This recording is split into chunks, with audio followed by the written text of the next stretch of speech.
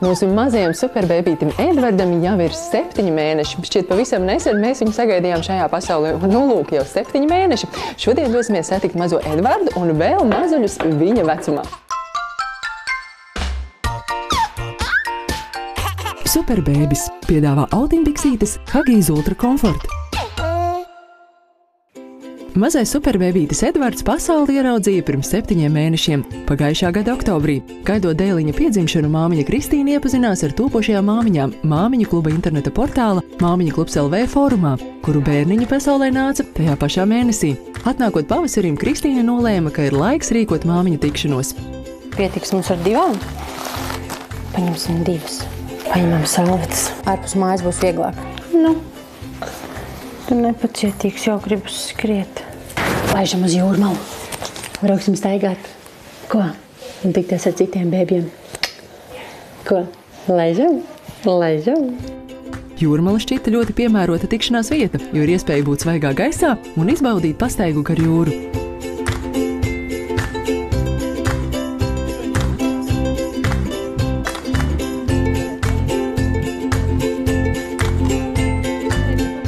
Sarunas par to, kā katrai klājas audzinot mazuļus, kā ar visu tiek galā, kas jauns noticis katra bērniņa dzīvē un attīstībā. Protams, arī kāds selfijas piemiņai no tikšanās reizes. Tas viss vieno māmiņas, kurām ir kopīgas intereses un bērniņa līdzīgā vecumā.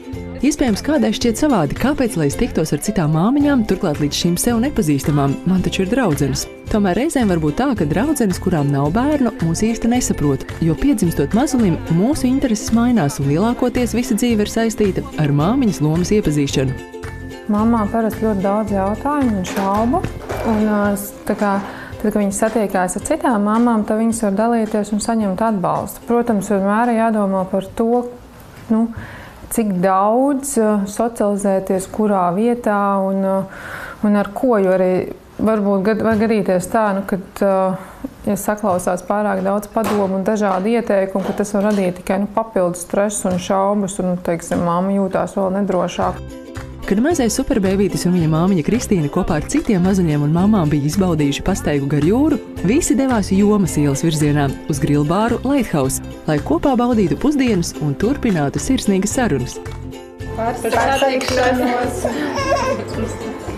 Tā kā mēs esam arī no dažādām arī pilsētām, tad šādas tikšanās dzīvē mums ir retāk, bet virtuālajā vidē mēs katru dienu gan dalāmies pieredzē, ko bērni jauni ir iemācījušies, gan dalāmies receptēs, ko gatavot mīļajiem vakariņās, gan pasūdzamies, ja ir kāds kreņķis arī bijis. Ja kāda draudzene vai vīrs nav blakus ikdienā, tad šis te ir lielisks veids, kā komunicēt ar mammām, kurām ir līdzīga vecuma bērni.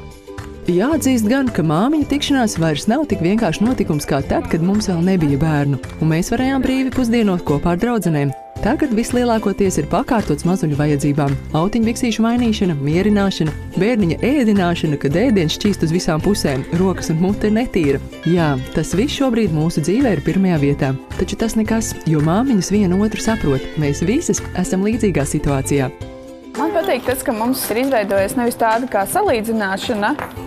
Ir bieži dzirdēts, māns tur dara tā vai šitā, bet mums tiešām ir tāds, katru dienu kāds paziņo par kādu jaunumu vai sasniegumu, un tad ir, tāds, nevis tas salīdzināšanas tāds, bet, tāds pozitīvais mums tas iespaido dalījums. Interesantāk, kad kādam ir vairāk bērniņi, un tad tu redzi, viņi stāsta par tiem lielajiem, kā ir kas, un viņi jau zina vairāk tās māmiņas.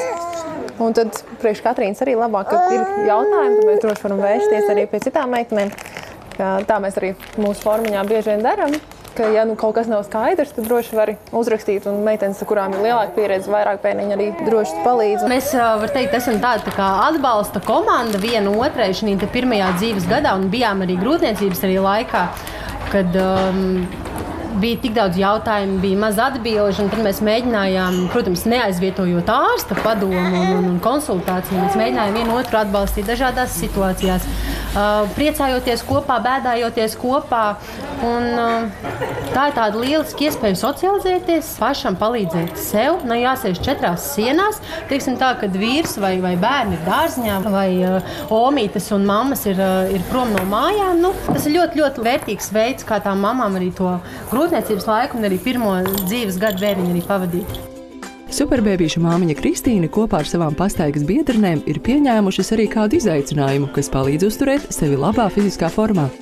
Mēs, virtuāli dodamies katru dienu pastaigās, jo mums katru mēnešu Endo-Mondo izaicinājumi arī, un ir tā top 3-nieks arī, kurš vairāk ir nostaigā, un dažām meitenēm ir arī lielais mērķis, ir šogad 2000 km arī nostaigāt, un arī tā skaitā arī to gribētos paveikt.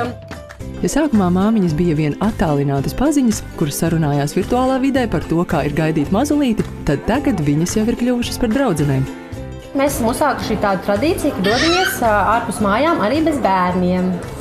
Atstājot bērnus arī vīriem un dodamies atpūsties arī bez bērniem. Jo, ja māma tā kā nogurst un izdeg, būtu izdeg, tas tā kā ļoti skaļi teiks, bet, teiksim, tas nogurums ļoti sakarājās. Viņai ir vajadzīga tā kā attelpa. Un vienalga, pat ja viņa iet un dara daudz ko kopā ar bērnu, tas ir savādāk aiziet vienai. Un līdz ar to es domāju, ka gan viņai, gan arī tiem tuviniekiem jāsaprot, ka tas būtībā tā ir tāda pamatlieta un nepieciešamība. Es domāju, ka pat tuvinieki vai vīrs var ierosināt to, ka viņai ir vajadzīgs laiks aiziet un pabūt un izdarīt kaut ko priekš sevīm, jo tad viņi varēs arī vairāk dot bērnam. Patiesībā ikviena no mums var atrast domu biedrenes, ar kurām pavadīt kopā laiku, toties kopīgās pastaigās, lai nebūtu sajūta, ka esam vienas ar mazuli un to vien darām, kā sarunājamies ar bērniņu, aizmirstot par to, ka mums ir nepieciešamas arī pieaugušo sarunas.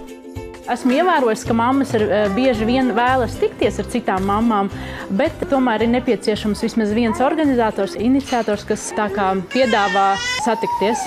Ar pirmo bērnu varu minēt, kad mazuļiem formā bija 6 mēneši, es uzorganizēju Ziemassvētku balli. Mēs bijām pat 20 mammas un bērni no dažādām Latvijas pilsētām. Tas bija ļoti jauki satikties ne tikai virtuālajā pasaulē, bet arī dzīvē. Mamām noteikti nevajadzētu kautrēties, noteikti vajadzētu tikties, jo noteikti mājās citais ir garlaicīgi un ir vēlme dažādot to ikdienu. Noteikti vienmēr atradīsies kāds, kurš atsauksies un vēlēsies satikties. Māmiņas jau pavisam drīz tiksies kādā lielā un aizraujošā pasākumā – Māmiņu kluba vasaras festivālā 4. jūnijā Kultūras pils Ziemeļblāzme Graznajā parkā. Ļausimies jautrām aktivitātēm visas dienas garumā. Mūs gaida ratiņu parāde, spēles un atrakcijas, darbnīcas un māmiņu meistarklases, lielais ģimenes pikniks, mazuļu rāpošanas sacensības un lielkoncerts. Un vēl daudz dažādu un garšīgu pārsteigumu. Svinēsim vasaras atnākšanu kopā. Iespējams, šī varētu būt īstā reize, lai satiktos ar citām māmiņām un iegūtu jaunus draugus.